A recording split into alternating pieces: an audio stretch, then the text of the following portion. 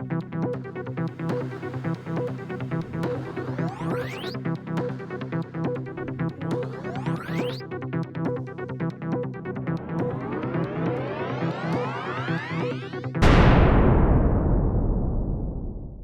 welcome back, Marvels. Hey, it's everybody. Good to see you again. Well, I mean, see you, hear you, be with you. Sense you. Ooh. Go on. Ooh. Ooh. When you first said see you, I saw the lowercase c next to the big letters PTSD. See, I'm so good at the segues. Your segues are epic. Top notch, top shelf. Yeah. In hockey, that's like top shelf. That's top shelf stuff. Even though I think that could also apply to alcohol, like liquor, That's top true. shelf.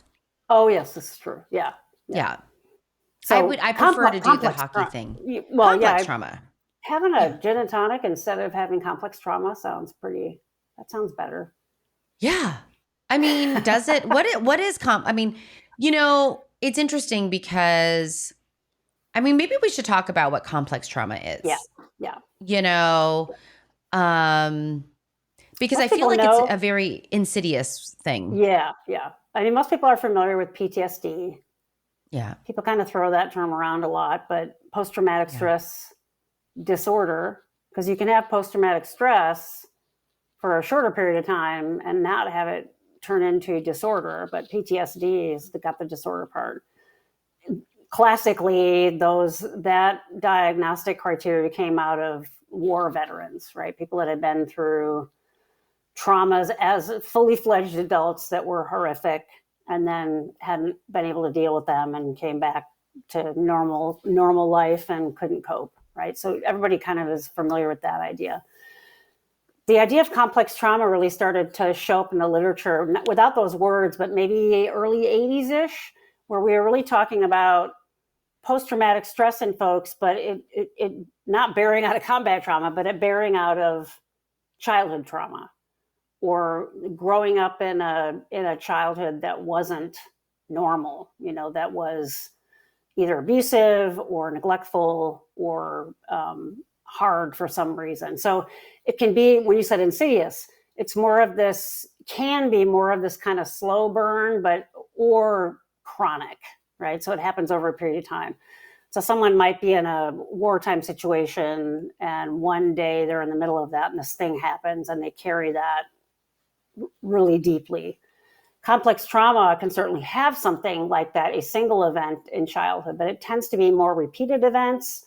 They're having a chronicity to it. And the other really defining feature of this is these things happen when you're not a fully fledged adult yet. So they affect how you develop. They affect, and we now know, and we'll talk a little bit about this new research, they affect how your brain wires itself, right? Over time.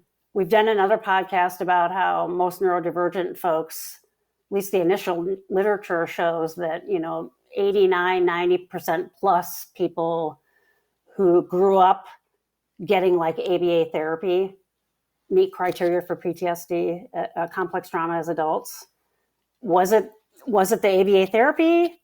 Was it growing up neurodivergent and not feeling like they have a sense of belonging? Was it a combination of, it was probably a lot of different things together, right? Everybody that I know and everybody I work with who is neurodivergent has some hints, if not full-blown complex trauma.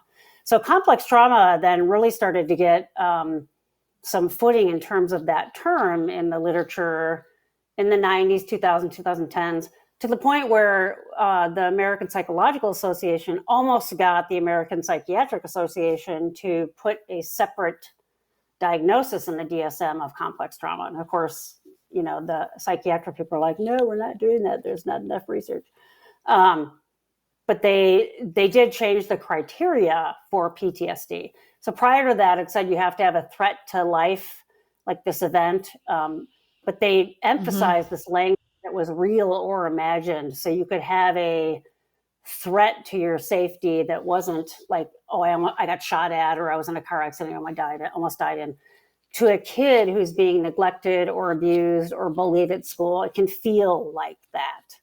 So it can be real or imagined, to where it sort of balloons in this thing in your mind, right? For the longest time in my own psychotherapy, I'm not going to get into details for lots of reasons, but I also don't want to trigger people, had a very horrific abuse piece that I was unpacking. And as I've grown and realized that may have been either a dream that I had during this abuse, or it could have been like a daydream way of my dissociating while this other thing was happening. Mm-hmm. So, but that in of itself was bad enough, right? So that this sense of like unpacking your own childhood trauma, you'll hear therapists say, well, bad therapists would be like, well, you have no proof that that happened. In complex trauma, it's about how it impacted you and how it still lives in you, right? So as you start to process through it, it's a little bit unpredictable how it will process in each individual person, right? But when I was going through that really horrific piece, before I realized it was probably part of what I created to deal with this other really messed up situation, my therapist was treating it at face value. And so I felt very validated. I needed that to work through it, right? To process through it.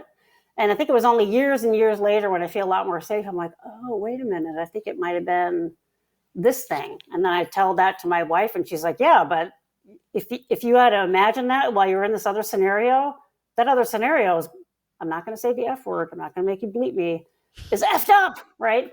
So that sort of thing where you don't have the developed mind to make sense of things when they're happening when you're a kid.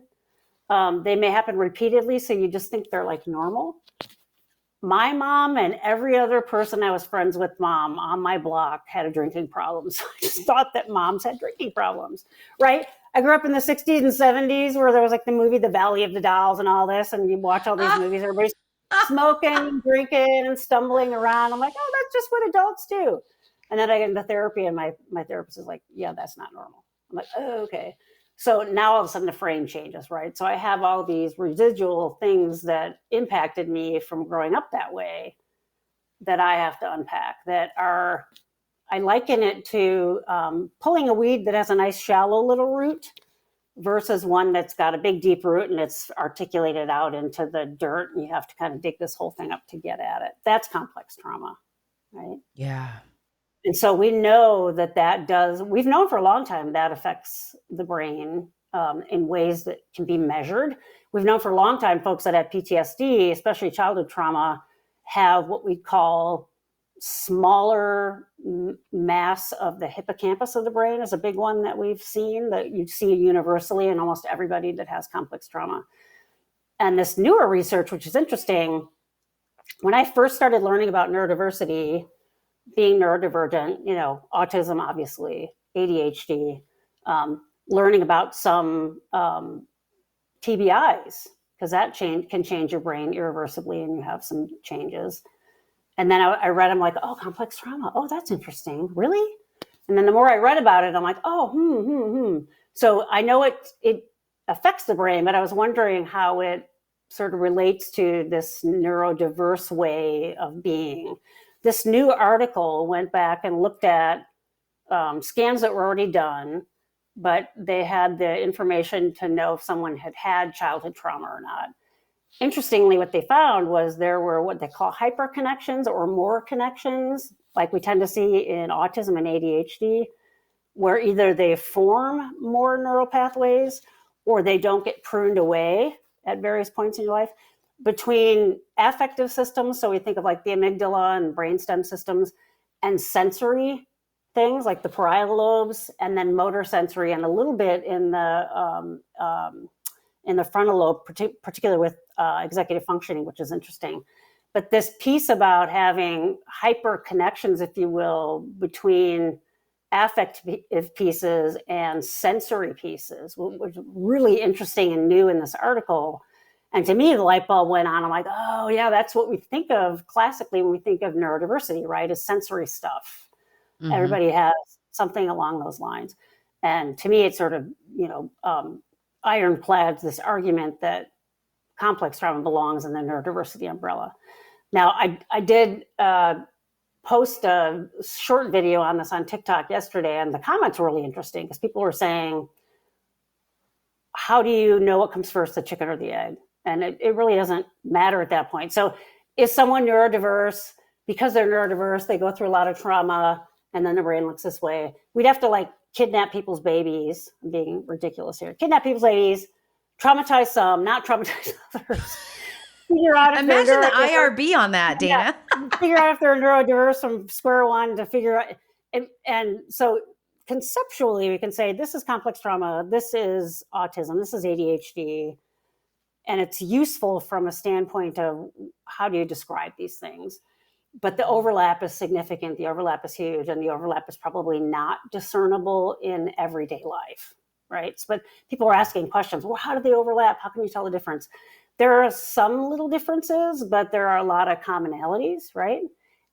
And then add to that the fact that almost everybody who's neurodiverse probably has some version of complex trauma, just having grown up as an alien in a world that wasn't made for you, right? Yep. Yeah. Yep. But this article was really emphasizing how much complex trauma belongs under that neurodiversity umbrella because of sensory pieces and because of the zip wire to affective pieces without being able to contain them or put words to them, which is so classic when we think about ADHD and autism as well, which is really interesting. Yeah. I really appreciate, Dana, that when we talk about complex trauma, I mean, the operative word being complex, right? Yeah. This idea of it's multi-layered, multifaceted, but that it is developmental. It is something that has impacted the formative years of your development. And I'm not saying you can't continue to grow after those formative years, but that it has shaped you. So this is the infamous nature versus nurture, kind of debate, which we know is very interactive. I mean, all you need to do is look at a family with multiple children and see that the children are quite different from each other, even though same parent, same family, same environment, right? So interesting. But that, over time, we are iterations or a cumulative kind of product of our experiences. And so and as your brain adults, registers that in terms of and adapts, right? And adapts. The brain is a highly adaptive organ, if you will. And I think like the only reason why we might want to look at that as adults is to understand ourselves better so that we can live in the world easier. Yeah. Not everyone has to unpack their trauma. Right. You've unpacked your trauma in work. I've unpacked my trauma in work. And, that is not necessarily a comfortable experience. I used to think about it when I would drive myself, when I was driving myself to therapy, and I'd be like, I am paying money. I know what you're going to say. Not only for the hour or my 15-minute session, God, but in my time, in my gas, in my parking, all these things, to open up this very, very deep wound, to peek in there, all to close it back up, maybe with tape. I don't know, because I'm coming back in a week. And God. It reminded just me, I mean, it gave me such an experience of what courage might feel like, running into like, I'm moving towards something that feels very scary for a reason, not for masochism, but to understand myself in a way where I can keep things that serve me and let go of things that don't. That is not an easy process. You use such a beautiful metaphor of the plant, the weed with the deep roots. I at the time, well, I've always thought about it as a metaphor of, like when you move into an old house where there's like knob and tube electrical wiring. And you need to like rewire the house because, you know, new things, new appliances, new voltage, higher voltages and things. Fire But safety. where do you cut? What do you, how do you remove that old wiring and put in new wiring? How do you keep the old wire? Like, how do you, it's like it's a web of things. But you know, if you're going to embark on this, one, you want a good therapist. That's a duh. But two, you want some sense of having the ability to cope. Yeah. Because you are re-traumatizing. Yeah. So the competent therapist, because not everybody is competent in treating trauma, let alone complex trauma.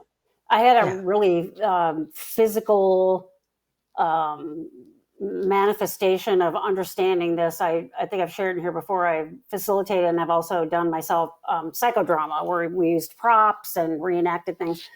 And that basic idea, we had like a big giant Santa bag kind of thing and put a bunch of stuff in there and then had to carry it around, right, to see how heavy it was. And that was like your traumas, right?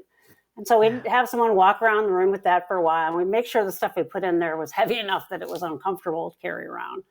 And the idea of every week you're driving to your therapist and you're like, why am I paying money to sort of, you know, rip off a scab why am I doing this? Every time you're doing that, you're taking something out of that bag and letting go of it, and it becomes lighter and lighter and lighter.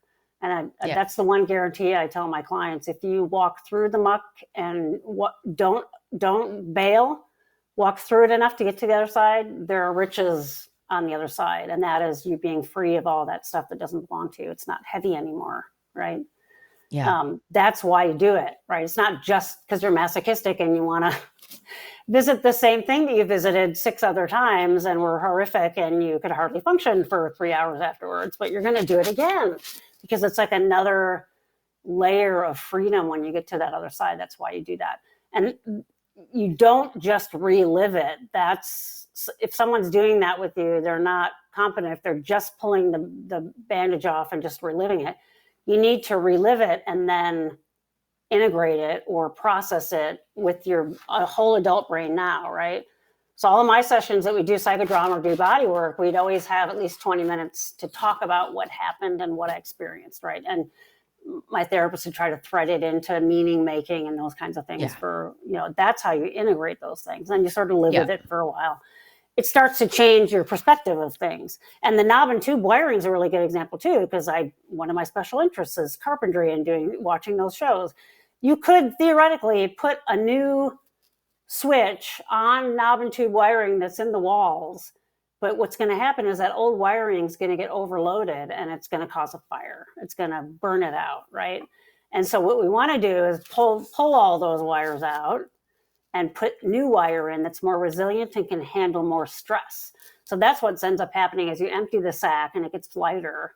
Then when you get a zap to something, you're able to handle it better. You don't burn up or burn out, right? That's the whole idea. That's why you do those things and unpack that stuff. Yeah.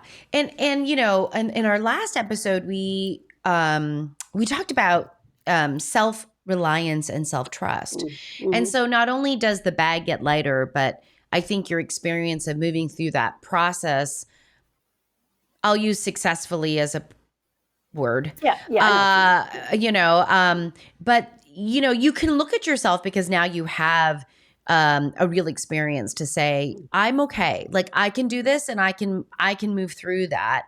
Yeah. And there is something about that kind of inner strength that you build that you can only, I think, build through experience. Yeah.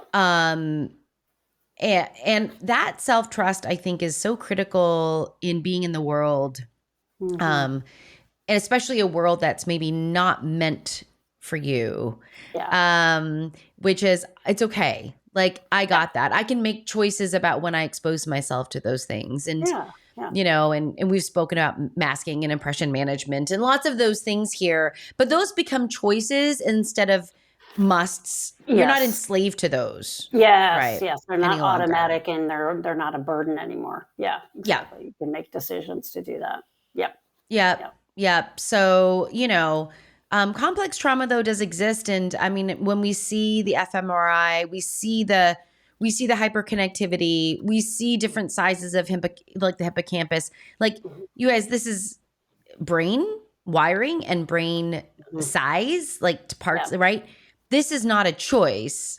Yeah. And it sort of makes sense. I mean, that's this article was like, it wasn't like this revelation of, it was more like, yeah, that's kind of what we thought would be the case. And there it is. And then also when you do that therapy, we have evidence too that changes neural connections. So you're born with all the brain cells you're going to have for your whole life, but how your brain expands is the connections. Or they change, they use it or lose it. Like you memorize something long enough for a test, and then 3 years later, you don't remember. You had that pathway established for long enough for the test, and then it didn't stay established because you didn't keep using it. So that's the same thing for also recovering from that as you make new neural connections. We've talked about so many times in here, the self-awareness, the framing.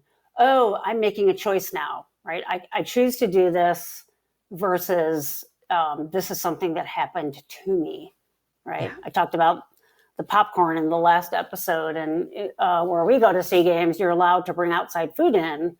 And so they do have these vendors outside the stadium that sell those giant honking bags of kettle corn. So I'm going to buy one of those and take it in with me. That is in my control. It's something I can do, right? Versus going in there and not being able to find it, or getting it in a container that I don't like. Now I'm re-victimized, right? So it sounds silly when we say something like reframing something stupid like how you get popcorn, but it can mean everything. It can make you start to feel like, oh, I'm in charge of my life. I can make decisions. I have some control over this, and this. And more importantly, I can explain it to people in my life, and now they understand me, right? Yeah. That's huge, because then it is, matches that meme I see almost every day on social media, where me telling you I'm neurodivergent isn't an excuse, it's an explanation. The idea is for you now to understand me better, and for me to understand myself better. So you start to be kind to yourself and say, oh, that's what that is. So I'm not going to ignore it and push through it, and so on and so forth. Yeah. Yeah, absolutely. I mean, emotions demand to be attended to. Yeah. Yeah. And if you repress them or squash them, or, they will become very pesky and weird in how they need to be expressed. And so, sometimes, it's scary to emote because we don't have good practice in emoting, depending on your environment. Sometimes emoting is not a safe thing to do. Right. Exactly. So, but the ideas here are like, I think ultimately, how do you increase your self-knowledge and self-understanding so that self-compassion can exist where it needs to exist, so that you can feel like I am in charge here. I can make choices in my life and direct my life, that I'm not just at its whim and mercy, which really sucks to be on the other side of. And you're rewiring your own brain. Think of it that way, which is and so while we're on the neurological sides of things, if you've got a lot of hyperconnectivity or connectivity for one behavior, let's say it's coping by drinking boba. If you don't, let's say you're like, that's not a healthy coping strategy for me. It could be boba, it could be cake, it could be like whatever, it could be nothing but cakes, whatever. Okay. Sure. But if you're like, listen, I need to develop a healthier coping strategy, you are going to have to, in essence, build a new pathway that could be whacking down the weeds and the trees and building a road, and but know that until that alternative pathway is equal to or stronger than the one you typically use, the one that is stronger will always win out. Right. And this is why addiction, this is why this is so difficult, and that main pathway doesn't die off if you don't use it. It just kind of becomes dormant and weak, but it's still there. Yeah. And so they're just be patient with yourself, keep keep whacking the bush in Two order to steps make that new forward, pathway. one step back, for Yeah. sure. Yeah, exactly. Yep. And that's not because you are of weak mind or you don't have a lot of willpower. That is literally the brain defaulting to the easiest thing it can so that it can free itself for other things. So exactly. Yeah. This neuroanatomy, neuropsych minute has been brought to you by Dana and Exactly. Dana and I kind of enjoy this thing just a little. We enjoy these topics just a little. As a not specifier, what's the word I'm looking for? I can't think of the word, but we're not saying that we're only driven by like exactly what our brain. We're not trying to be reductionistic. No. And say, oh, well, then we can put someone in a scan machine and tell what's going on with them. That's not what we're trying to do. Hopefully you know us well enough by now that we really are always looking for explanations and answers and things that help us understand. And this is just another one of those things to help us understand. Right. It's another layer, and that we are complex beings, right? And to prove that our hypotheses were in the right arena. Yeah. Yeah. And so, I love that, Dana. It's not just one thing, right? It's maybe some, what we're in essence doing is spitting in your soup. Yeah, exactly. Well, there you go. To use that ism too. Yeah. We're just full of them. We're full of something. That's for sure. We're full of it. All right. Yeah. That's on that note. Be good to you.